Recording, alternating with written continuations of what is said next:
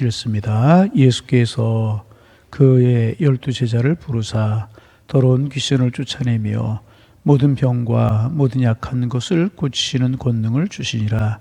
12사도의 이름은 이러하니 베드로라는 시몬을 비롯하여 그 형제 안드레와 세베대 아들 야고보와 그 형제 요한, 빌립과 바돌로메, 도마와 세리마테, 알페의 아들 야고보와 다데오, 가나안인 시몬 및 가룟 유다 곧 예수를 판 자라. 아멘.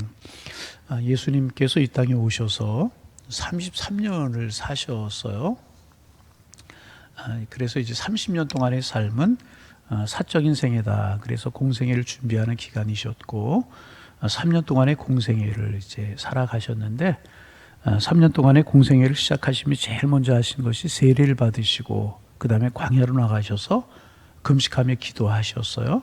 그리고 나서 하신 것이 무엇이냐면 제자들을 부르셔서 제자들과 함께 3년 동안 함께 사역을 하셨던 그런 것을 우리가 볼 수 있지 않습니까? 예수님 하나님의 아들이셔요. 하나님이십니다. 혼자 일하실 수 있었겠죠. 그런데 왜 제자들을 부르셨습니까? 제자들을 부르셔 동역하시고 두 번째는 뭐냐 하면 그 제자들을 훈련시키셔서 예수님이 하셨던 일을 제자들로 하여금 하게 하려고 제자들을 부르셨다는 거죠. 오늘도 마찬가지입니다. 오늘도 하나님께서 직접적으로 일하실 수 없겠습니까? 하실 수 있죠. 그러나 주님은 우리가 주님의 일에 동역자가 되기를 원하십니다. 다시 말하면 우리가 주님의 제자가 되기를 원하신다는 것입니다. 그런데 우리가 이제 어제 베드로부터 묵상하고 오늘 또 세 사람 내일 쭉 묵상하게 되겠지만 이 제자들은 특별한 사람들이 아니었었어요. 그런데 주님의 손에 붙들리자 주님이 그들을 붙드시자 귀한 일에 쓰임받는 하나님의 사람들이 될 수가 있었다는 거죠. 여러분, 우리도 주님의 손에 붙들리면 주님이 부르실 때 응답하면 우리도 제자들처럼 귀하게 쓰임받는 하나님의 사람이 될 수가 있는 것이라는 거예요. 그래서 어제 우리가 베드로에 관해서 이제 묵상했어요. 급하고 다혈질적이고 막 실수도 많고 그런 베드로였지만은 주님의 손에 붙들려서 변화되고 큰 일에 쓰임 받았다. 그런 이야기를 우리가 묵상하면서 은혜를 나누었고 오늘은 안드레, 야고보, 요한 세 사람을 좀 묵상하려고 하는데 시간이 되면 세 사람 다 묵상하고 묵상하다 시간이 안 되면 두 사람, 한 사람 묵상하도록 그렇게 하게 했습니다. 먼저 안드레라고 하는 사람입니다. 안드레는 원래 세례 요한의 제자였었습니다. 세례 요한은 우리가 아는 것처럼 주님의 길을 예비하는 사명을 띠고 이 땅에 온 사람인데 예수님보다 6개월 먼저 태어났어요. 그리고 이제 주님의 길을 예비하는 그런 사역을 잘 감당했던 사람이 세례 요한인데 세례 요한이 이제 생명의 말씀을 전하고 그러자 많은 사람들이 세례 요한에게 몰려갔고 제자가 되었는데 그 중에 한 사람이 안드레라고 하는 사람이었습니다. 베드로보다 먼저 세례 요한을 따라왔습니다. 이런 것을 보면 안드레는 베드로와는 달리 상당히 종교적인 사람이었고 조용한 성품을 가진 사람이었던 것 같아요. 성경 여러 곳을 종합해 보면. 그래서 안드레의 삶을 보면 베드로처럼 극적인 삶을 살았다거나 어떤 감동적인 그런 감동을 주는 그런 삶을 산 기록이 성경에 없습니다. 다시 말하면 큰 일을 한 사람은 아니라는 것입니다. 안드레는 조용한 사람이었습니다. 그러나 그럼에도 불구하고 우리 주님을 열심히 정성껏 사랑하고 열심히 주님을 따랐던 사람이 안드레라고 하는 사람이었습니다. 어떤 사람은요, 이렇게 큰 일, 중요한 일을 맡으면 열심히 하는 사람이 있어요. 어떤 사람은 작은 일을 맡으면 열심히 하지 않는 사람이 있어요. 큰 일 맡으면 열심히 하고 작은 일 맡으면 하지 않고 이런 사람들이 있습니다. 그런데 안드레는 그런 사람이 아니었다는 것입니다. 그가 중심이 되던 그가 중심이 되지 않던 항상 뒤에 조용히 충성스럽게 주님을 섬겼던 사람이 안드레와 같은 사람.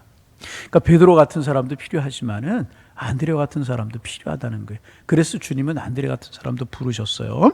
그렇게 이제 그가 큰 일을 하지 못했지만은 항상 뒤에서 조용히 충성스럽게 주님을 섬겼다라고 하는 증거가 성경에 보면 한 3곳 정도 나오는데 먼저 이제 요한복음 1장 40절에 보면 안드레가 베드로라고 하는 사람을 예수님께 소개를 합니다. 거기 보면 요한의 말을 듣고 예수를 쫓는 두 사람 중에 하나는 시몬의 베드로의 형제 안드레라.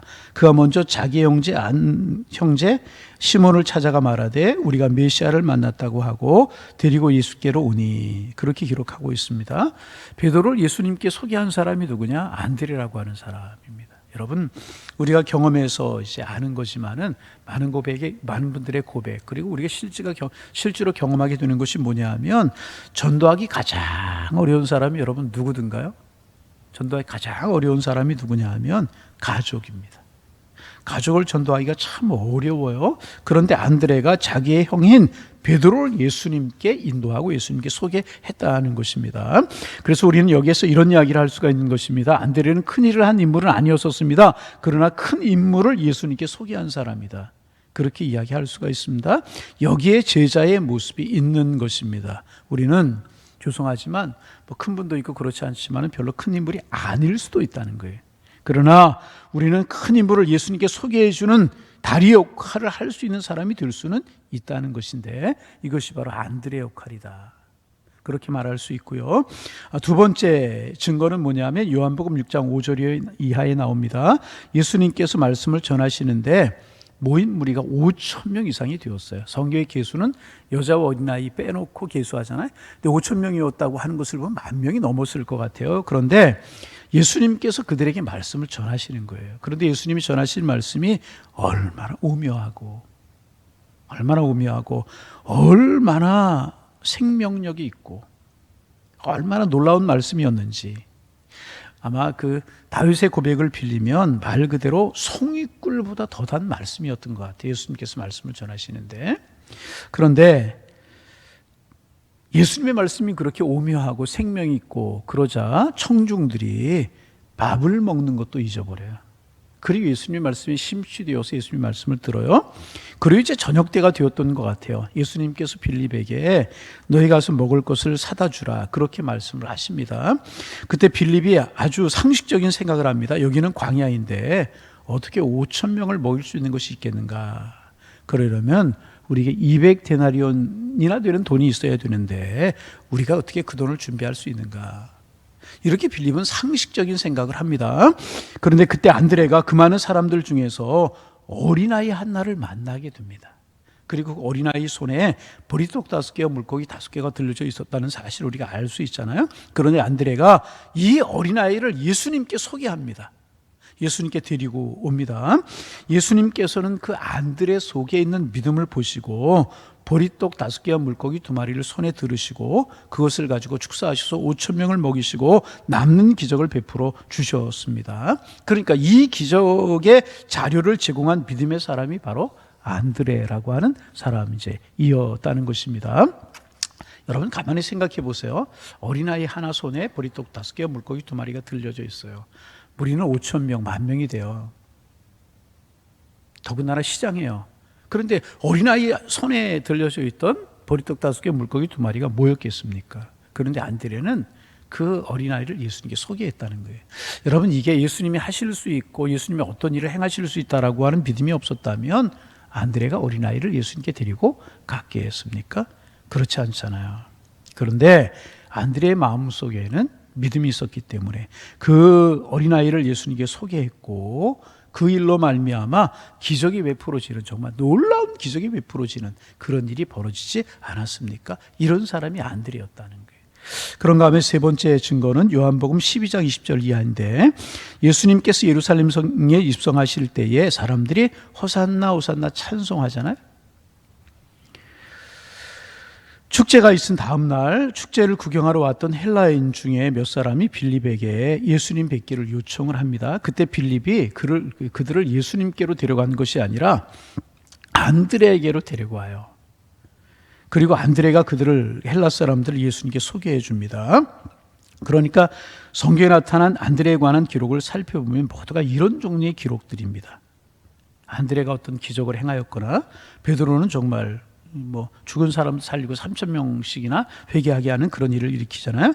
그런데 안드레에 관해서는 그런 기록이 없어요. 어떤 큰 일을 하거나 큰 고백을 하거나 놀라운 일을 하고 그런 일을 없어요. 그런 일을 한 기록이 없습니다. 어떤 이제 위대한 고백을 한 것도 아닙니다. 그런데 그런 그저 다리 놓는 사람의 역할, 소개하는 역할, 인도하는 역할을 했던 사람이 안드레인 것입니다. 그러니까 여러분, 예수님의 제자 가운데는 베드로 같은 사람도 필요한 것입니다. 능력을 행하고 큰일 행하는 이런 사람도 필요하지만 안드레와 같은 사람도 필요한 것입니다. 예수님께서는 그것을 아시고 안드레도 부르신 것입니다. 그러게 여러분, 우리는 이제 그런 생각할 수 있어요. 나는 저 사람이 가지고 있는 어떤 강한 능력도 없고 난 지혜도 없고 힘도 없다. 권능도 없다. 큰일 할 수 있는 자격도 안 된다. 우리는 그러면서 이제 뒤로 물러설 수 있어요. 나 같은 사람이 무엇을 할 수 있겠는가. 그럼 뒤로 물러설 수 있고 그렇다는 것입니다. 그러나 아니라는 것입니다. 아니라는 것입니다. 안드레 같은 역할을 우리도 할 수 있다는 것입니다. 베드로 같은 역할을 할 수 있지만 조용하게 사람들을 예수님께로 인도하는 안드레와 같은 역할을 할 수 있다는 것입니다. 그래서 예수님께서는 그 안드레도 부르셨다는 거예요. 그런가 하면 이제 세 번째 사람은 누구냐 하면 이제 요한의 형제 야고보라고 하는 사람이 있어요. 우리가 이제 한 분씩 묵상할 때마다 예수님의 12제도 한번 외워보는 거 좋을 것 같아요. 어제 누구 묵상했죠? 베드로. 오늘 제가 처음에 누구 말씀드렸어요? 안드레. 조용하게 다리 놓는 역할을 하는 사람. 큰일 하지 않았지만은 사람들을 예수님께 소개하고 다리 놓고, 베드로도 예수님께 인도했던 사람이 안드레다. 안드레라고 하는 사람. 세 번째 지금 나누려고 하는 사람이 누구냐면 야고보라고 하는 사람이에요. 누구? 야고보. 우리는 벌써 세 사람 나눠요. 베드로, 안드레, 야고보 이렇게 나누게 되는데, 여러분 예수님께서 야고보와 그 형제 요한에게 별명을 하나 지어주시니 그 별명이 뭐냐 하면 보아노게라고 하는 별명이에요. 뭐라고요? 보아노게. 보아노게라고 하는 별명은 우레 아들. 우레가 뭐예요? 천둥과 번개라고 하는 말이에요. 보아노게라고 하는 별명을 붙여주시는데 아주 급하고 화도 잘 내고 정의감에 불타는 그런 성격의 소유자가 야고보와 요한이었던 것 같아요. 그래서 여러분 누가복음 9장 51절에 보면 예수님께 사마리아 지역에 가서 복음을 전하십니다. 유대인들은 사마리 지역에 잘 가지 않았잖아요. 역사적인 이유 때문에 유대인들과 사마리아인이 상종하지 않았고 유대인들은 사마리아 사람들을 개처럼 취급하고 상종하지 않았어요. 근데 예수님께서는 복음을 들고 그들에게 가셨어요. 생명을 들고 그들에게 가셨어요. 하나님의 사랑을 들고 그들에게 가셨어요. 가셔서 복음을 전하는 거예요. 생명을 전하고 사랑을 전하고 능력을 전하고 예수님께 전하시는 겁니다. 근데 예수님께서 복음을 전하는 곳마다 반응이 일어났어요. 예수 믿는 사람이 생겨났고 하나님 믿는 사람이 생겨났고 변화되는 사람이 생겼는데, 사마리아 지방에 가서 복음을 전하시는데 사마리아 사람들이 예수님이 전하시는 복음을 받아들이지 않고요, 배척을 하는 거예요. 예수님이 복음을 전하시는데도 배척을 했다는 거예요. 참 마음 아픈 일이죠. 여러분, 하나님의 말씀이 전해질 때 그저 아멘으로 화답할 수 있기를 바랍니다. 그저 복음을 받아들이는 게 은혜라는 거예요. 사마리아 사람들이 배척을 하는 거예요. 그때 여러분 야고보와 요한이 화가 났어요. 이런 생각을 했겠죠. 우리 선생님이 복음을 전하시고 말씀을 전하시는데 말씀을 안 받아들여? 화가 난 거예요. 그래서 예수님께 뭐라고 이제 요청을 하냐 하면, 예수님, 하늘에서 우리가 불이 내리게 해서 저들을 멸하게 할까요? 불이 내서 저들을 확 망하게 할까요? 이런 이야기를 한 겁니다. 얼마나 급한지, 얼마나 성격이 불같은지 이런 이야기를 하고 있잖아요. 참 그들의 성격이 불같은 것 같아요. 또 마태복음 20장 20절에 보면 어머니 또한 대단한 분이었던 것 같아요. 한 번은 이 야고보와 요한의 어머니가 예수님께 나와서 예수님께 요청하죠. 예수님, 메시아의 나라가 도래하면 그 나라에서 우리 아들 중에 하나는, 야고보는 우편에 요한은 좌편에 앉아주옵소서, 이렇게 요청하지 않습니까? 야고보와 요한보다 더 했던 것 같아요. 그런데 놀라운 것은요, 야고보와 요한이 예수님을 만나고 나서 차츰차츰 변화되었던 것 같아요. 아멘. 이게 은혜잖아요. 이게 은혜. 여러분, 우리는 순간순간 예수 믿으면서 순간순간 별로 변하는 것이 없는 것처럼 느껴질 때가 있어요. 그러나 어느 시점에서 돌이켜보면 변화된 우리를 발견할 수 있는데, 여러분 오늘도 내일도 주님 안에서 말씀으로, 은혜로, 성령으로 늘 변화되어 가는 여러분들이 되기를 소망합니다. 변화되었던 것 같아요. 그래서 여러분, 예수님의 12제자가 있잖아요. 12제자 가운데 이제 그 성경에 분명하게 그들의 죽음에 관해서 기록된 제자가 야고보 한 사람뿐입니다. 베드로가 십자가에 거꾸로 이렇게 못 박혀서 죽었을 것이라고 우리가 추정을 하고, 도마는 인도까지 와서 복음을 전하다 순교했을 것이라고 그렇게 우리가 이제 알고 있는데, 성경에 기록된 기록이 아니고 전부 다 전승들이에요. 그런데 성경에 그 예수님의 12제자 중에서 마지막에 어떻게 되고 죽음이 분명하게 기록된 사람이 딱 야고보 한 사람입니다. 사도행전 12장에 보면 헤롯 왕, 이 칼을 들어서 야고보를 죽여요. 그리고 베드로를 죽이려고 옥에 가두는데 교회가 기도했을 때 베드로가 추록하게 되는 그런 일이 벌어지지 않습니까? 그렇게 헤롯의 칼에 순교한 사람이 야고보였었습니다. 그러니까 야고보는 불같은 사람이었고 으뜸되기를 좋아하는 사람이었어요. 아주 강한 성격의 소유자가 야고보였었던 것 같아요. 불같이 화도 내고 막 이런 사람이 야고보였었던 것 같아요. 그런데 예수님을 만나고 나서 순교할 때까지 그의 믿음이 날마다 성숙하고 그의 믿음이 늘 자라고 그의 성품과 인격이 주님 안에서 온전함으로 변화되었던 사람이 야고보라고 하는 사람입니다. 여러분, 우리도 주 안에서 이런 성숙함과 이런 변화가 있어지기를 원합니다. 주님 만나면 이렇게 변화되게 되어 있는 것이라는. 네 번째 사람 한 명 더 묵상을 하려고 해요. 시간이 조금 있어서 요한이라고 하는 사람입니다. 자, 벌써 우리가 네 사람 복습해 볼까요? 첫째가 누구? 베드로. 두 번째 누구? 안드레. 그 다음에 야고보. 그 다음에 요한. 우리가 묵상하는 이 네 사람은 우리가 잘 알아요. 그러니까 내일 묵상할 그 다음 사람 이름 자주 잊어버리는데 우리가 며칠 동안 예수님의 제자들 하나씩 이렇게 성경에 나타나는 사건을 중심으로 해서 묵상을 하는데 이럴 때 한번 이제 이름도 다시 한번 기억해 오는 거 중요한 것 같아요. 첫째가 베드로, 두 번째 안드레, 세 번째 야고보, 네 번째 목사님 오늘은 되는데 내일 아침 되면 또 안 될 거예요. 자꾸 하면 이제 뭐 예수님의 제자 한 사람 더 알고 못하는 거 중요한 것 아니지만 이럴 때 우리가 한 번씩 알아두는 것도 좋은 것 같아요. 네 번째 사람이 요한입니다. 예수님의 12 제자 가운데 제일 신비에 쌓여있는 사람, 신비롭게 생각되는 사람이 요한이라고 그렇게 이야기할 수 있습니다. 정말 사도 요한의 변화는 놀라운 변화였었습니다. 누가복음 9장 9절 이하에 보면 사도 요한이 이제 그 다른 사람을 이제 잘 받아들이지 못했던 사람인 것 같아요. 그래서 누가 귀신을 쫓아내면 이제 그것을 질투하고 뭐 이렇게 아주 이제 그 어떤 그런 사람 이제 이렇게 변화가 많은 그런 태도로 비치는 사람이 요한이라고 하는 사람이었습니다. 그러니까 이제 요한도 우리 아들이라고 하는 별명을 가지고 있었잖아요. 그러니까 요한 야고보처럼 화도 잘 내고 마음도 좋고 불같은 성격을 가진 사람이 요한이었던 것 같아요. 성경 여러 곳을 종합해 보면. 그런데 예수님을 만난 후에 그가 변화가 돼요. 그래서 성경에 보면 사도 바울 다음으로 성경을 많이 쓴 사람. 물론 분량으로는 작지만 요한복음, 요한이 썼고요. 요한 1서, 요한 2서, 요한 3서를 누가 썼어요? 사도 요한이 썼어요. 성경 쓴 사람이 요한입니다. 그런데 여러분, 우리가 그 요한서신, 요한 1서, 2서, 3서 이런 곳에 제일 많이 등장하는 단어가 뭐냐 하면 사랑이라고 하는 단어, 사랑. 그리고 이제 요한복음에 보면 빛, 생명, 용서, 거듭난 이런 단어를 많이 쓰고 있는 서신 이제 성경이 이런 책들입니다. 여러분 내 마음속에 사랑이 없고 사랑을 이야기하기 어렵잖아요. 빛, 은혜 뭐 이런 이야기하기 어렵잖아요. 근데 그런 단어를 쓴 거 보면 요한이가 변화되었다는 것입니다.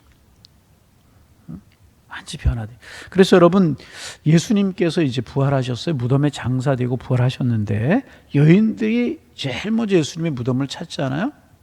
그리고 예수님이 부활하셨다는 거, 시신이 없어졌다라고 하는 이야기를 합니다. 그 이야기를 듣고 베드로와 요한이 이른 새벽에 무덤으로 달려가요. 베드로와 요한이 달려갑니다. 요한이 베드로보다 아마 젊었을 것 같아요. 요한이 먼저 무덤에 도착을 합니다. 요한은 예수님의 무덤을 자세히 관찰합니다. 바로 무덤으로. 이스라엘의 무덤은 우리처럼 이 평토장 바닥에다 하는 것이 아니고 그 이제 돌을 뚫어서 굴을 만들어서 그래서 이제 그 안에 사람의 시신을 장사하잖아요. 그 굴이었었어요. 요한은 들어가지 않고 주변을 관찰하는 거예요. 뭐 이게 무슨 일인가, 어떻게 된 것인가, 무덤을 막았던 돌은 어디 갔고 그런 거 관찰했겠죠. 그런데 뒤따라오던 베드로는요 그런 거 관찰하지 않고 바로 무덤 속으로 들어갑니다. 그러니까 요한과 베드로의 성격을 우리가 알 수 있는 것 아니었겠습니까? 이제 여러분 이제 이렇게 이제 이런 사람이었다는 것입니다. 그러니까 이제 급하고 이랬던 이런 사람이 지성적이고 관찰력이 있고 예민한 이런 사람으로 분별력이 예민한 사람으로 변화되었다는 그런 거 우리가 짐작할 수 있는 대목이라는 것입니다. 그래서 여러분 이제 이렇게 예수님의 손에 붙들리게 되자 변화되기 시작을 했다는 거예요. 변화되기 시작을 한 거예요. 아주 인간적인 베드로가 변화가 되었어요. 그래서 정말 주님을 위해서 헌신한 그런 베드로가 되었고 조용한 안드레도 변화가 되어서 예수님을 소개하는 사람이 되었고 불같은 야고보도 변화가 되었고 요한도 변화가 되었다는 것입니다. 그런 맥락에서 보면 우리가 이제 걱정할 수 없는 게 뭐냐 하면 지금 내 모습이 어떨지라도 주님 안에서 우리도 변화될 수 있다는 거예요. 아멘. 네. 여러분 어떤 모습이십니까? 네 사람 묵상했는데 우리 중에 베드로 같은 사람이 있을 수 있고 안드레 같은 사람, 조용한 사람도 있을 수 있고 야고보 요한처럼 불 같은 사람이 있을 수 있고 그런 사람이 있을 수 있어. 그러나 성경을 보면 이들이 다 예수님 안에서 변화된 거 볼 수 있어요. 그렇다면 우리 안에 예수님 계시고 우리가 예수님의 말씀 따라 살아가면 우리도 주님 안에서 변화될 수 있다는 것입니다. 여러분, 그래서 여러분 주님 안에 거하는 것이 중요하다는 것입니다. 여러분 우리 중에 자꾸 불같은 성격 때문에 실수가 많고 그런 사람이 있으십니까? 너무나 이 성격이 소극적이에요. 그런 분이 계십니까? 이것 때문에 문제예요. 또 뭐 어떤 분은 조용한 분들이 있어요. 그럴 수 있다는 거죠. 괜찮습니다. 주님이 우리를 변화시키실 것이라는 거예요. 지금이냐? 조금 후냐? 나중이냐? 그것은 차이가 있을 수 있지만 반드시 주님 우리를 변화시키시고 그래서 주님은 우리를 가장 아름답게 변화시키셔서 가장 필요한 것 사용하실 줄로 믿습니다. 성경에 보면 제자들을 그렇게 변화되어서 가장 필요한 것에 귀하게 쓰임받았다는 거죠. 여러분 이제 교육자들도 보고 목사님들도 보고 다 보면 다 이래요. 이제 나름대로의 성품과 그런 것들이 있어요. 그러나 주님 안에서 변화되는 그것이 신앙생활이고 그렇게 주님 우리를 변화시키셔서 우리를 가장 필요한 것에 쓰실 것이라는 것입니다. 그것을 바라보며 믿음으로 사시고 은혜로 살아가셔서 하나님의 뜻을 이루고 하나님의 사역에 동참해가는 하나님의 사람들 다 되실 수 있기를 주님의 이름으로 축원합니다. 축원합니다. 어제도 보니까 이제 제가 어제 한 교회 한 10시 정도에 나와서 본당에서 제가 한 12시 반, 12시 40분까지 말씀 보고 기도하고 돌아갔는데 시간 많은 분들이 오셔서 많은 분들 8명 이내 뭐 그렇게 오셔서 열심히 기도하고 돌아가시고 그런 거 보았습니다. 온마음 기도회가 시작이 됐어요. 기도하는 기간입니다. 이 기간 뜻을 정한 다니엘처럼 뜻을 정해서 기도했던 하나님의 사람들처럼 가정의 문제 또 교회의 문제라고 이야기할 수 없지만 기도 제목, 나라 민족을 위한 거, 코로나로 인한 거 너무나 어렵잖아요.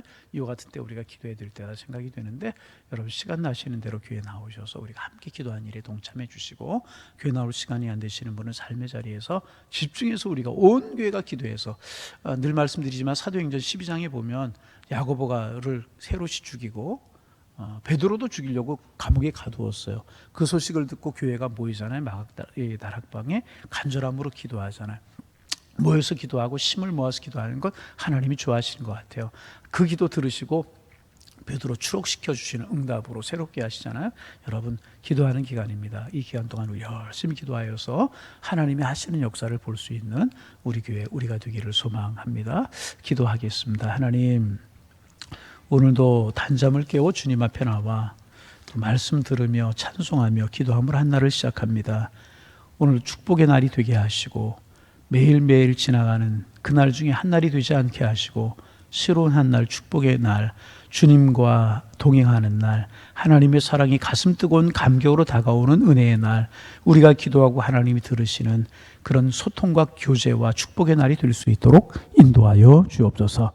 하나님 오늘 안드레, 야고보, 요한 묵상하면서 은혜를 나누었는데 인간적으로 결함이 있는 사람들이었고 그런 사람들이었지만 주님의 손에 붙들리게 되자 주님의 나라의 귀한 사람들로 쓰임받게 되는데 하나님 우리도 주님 손에 붙들리게 하시고 아니 주님 우리를 붙들어 주시어서 주님께 필요한 사람 주님의 나라에 필요한 사람으로 점차 변화되어서 주님 앞에 기쁨이 되고 주님 앞에 귀하게 쓰임받는 저희들 될 수 있도록 주께서 인도하여 주옵소서. 다 필요해서 주님 부르셨듯이 우리도 주님의 나라에 필요해서 부르신 줄 알고 주님의 선한 도가 되기를 원합니다. 저희들의 기도 제목이 될 수 있도록 인도하여 주옵소서. 하루의 시작은 아침에 있듯이 1년의 시작은 연초에 있는데 이 연초에 주님 앞에 품는 기도 제목이 있게 하시고 하나님 우리의 기도의 제목들이 분명하게 하시고 주님과 우리가 하나 되어서 올 한 해 시작하게 하셔서 올 한 해도 감사와 기쁨과 행복의 고백들이 넘쳐나게 도와주옵소서. 코로나로 인하여서 삶의 여러 가지 어려움으로 인하여서 한나의 가슴에 뻥 뚫린 구멍이 있었던 것처럼 우리 인생에 뚫린 구멍을 가지고 올해를 시작할 수 있었는데 하나님 한나가 그 문제를 가지고 실로에 있는 성전에 나가서 하나님 앞에 기도하고 하나님 앞에 자기의 손을 아랬을 때 그 구멍이 하나님 황소바람이 들어오는 구멍이 되지 않고 하나님 은혜와 축복의 통로가 되어서 간증 있는 삶, 축복 있는 삶을 살았듯이 올해 기도함으로 저희들을 시작하게 하시고 늘 기도하는 삶을 살게 하셔서 우리 인생의 구멍이, 우리 인생의 약점이 큰 축복으로 은혜와 축복의 통로, 간증거리가 될 수 있도록 인도하여 주셔서 주님 사랑합니다 고백하며 주님 은혜입니다 고백하며 주님 축복입니다 고백하며 살아가는 축복의 한 날이 될 수 있도록 인도하여 주옵소서. 하나님, 그래서 우리가 온마음 기도회를 가지면서 올 한 해를 시작합니다. 우리 온 성도들에게 기도의 문을 열어주시고 성령으로 충만케 하시고 기도하고 싶은 열망을 허락하여 주시어서 가정을 품고 자녀를 품고 건강을 품고 경제적인 문제들을 품고 하나님 이 민족을 품고 교회를 품고 기도하게 하셔서 선한 주님의 뜻을 이룰 수 있는 저희 교회, 주님의 축복 속에 살아가는 한 해가 될 수 있도록 인도하여 주옵소서. 오늘도 많은 성도님들 성전에 올라와서 기도하고 있는 삶의 자리에서 기도할 텐데 응답하여 주시고 기도의 문을 열어주시고 성령께서 함께하여 주옵소서. 이 새벽 주님 만나는 시간, 은혜의 시간 될 수 있도록 성령님 도와주옵소서. 예수님의 이름으로 기도하옵나이다. 아멘. 하늘에 계시